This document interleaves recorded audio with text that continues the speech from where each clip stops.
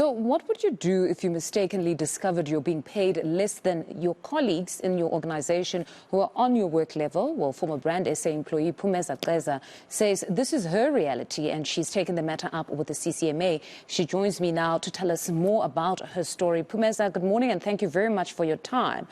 You have since taken this matter to the CCMA. We understand that you were dismissed, but for the benefit of those who might not be familiar with the details, can you just talk us through the story, how you particularly came to learn of the pay disparities, because it seems your access to the documents is what your employer cited as grounds for your dismissal?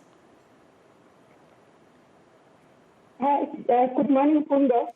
Yes, the employer dismissed me for seeking for clarity on the matter.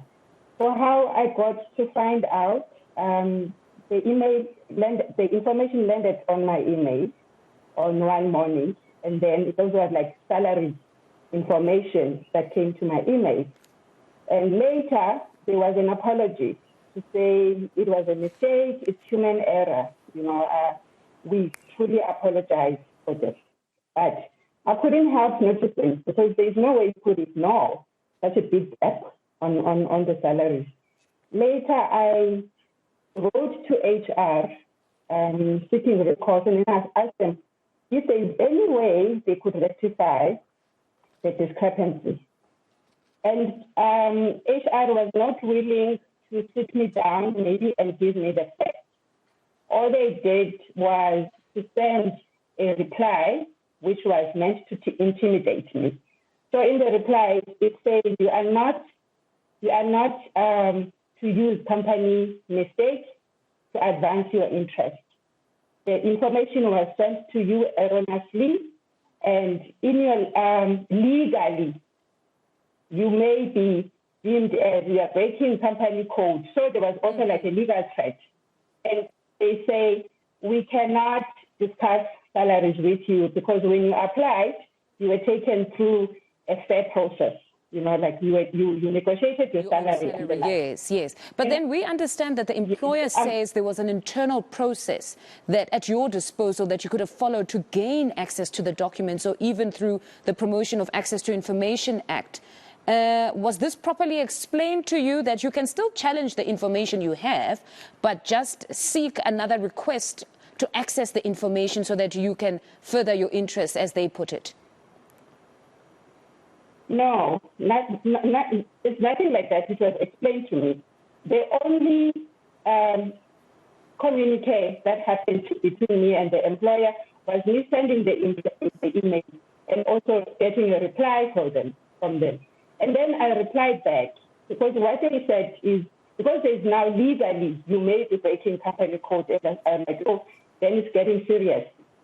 Then I sought legal advice, because I've got people that I can seek legal advice from, like lawyers and even like their friends. Then I seek legal advice and I ask, what do you do in a situation where you discover you are being paid lesser than other managers? And when I ask HR, I'm receiving the threat instead.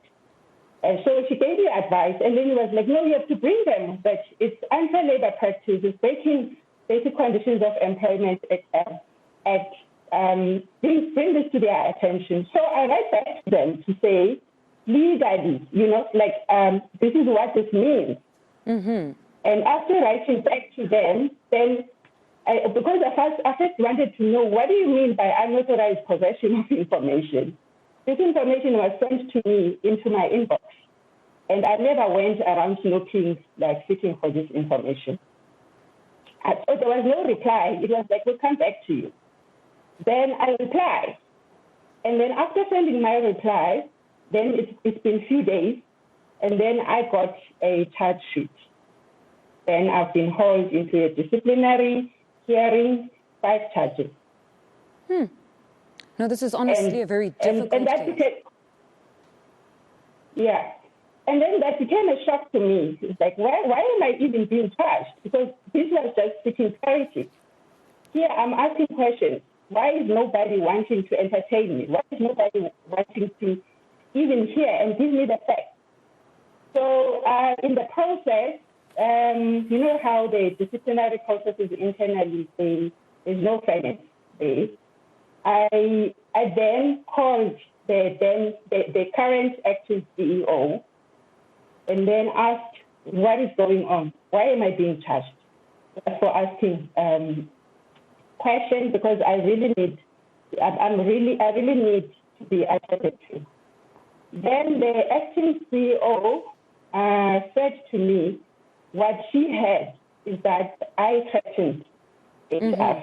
Pumeza, you know, this is a very important story, but unfortunately the line is so bad. I'm not quite sure if many can hear this as you relay to us what exactly happened. I'm hoping we can try and re-establish the line, but a very, very difficult case. We will, in fact, be speaking to a legal analyst beyond this conversation with you to establish what are the prospects of success at the CCMA, and just to speak of the legal intricacy in such a situation where you've found yourself erroneously having access to such an important document that relates to your own salary and others in comparison to yours. So we certainly will take the conversation further and hopefully even speak to Brand SA, because their position was that they had given you an option on how to go about accessing the very documents that you had erroneously received. So hopefully we can re-establish the line. But thank you very much for talking to us this morning. That's former Brand SA employee Pumeza Ceza. More news on the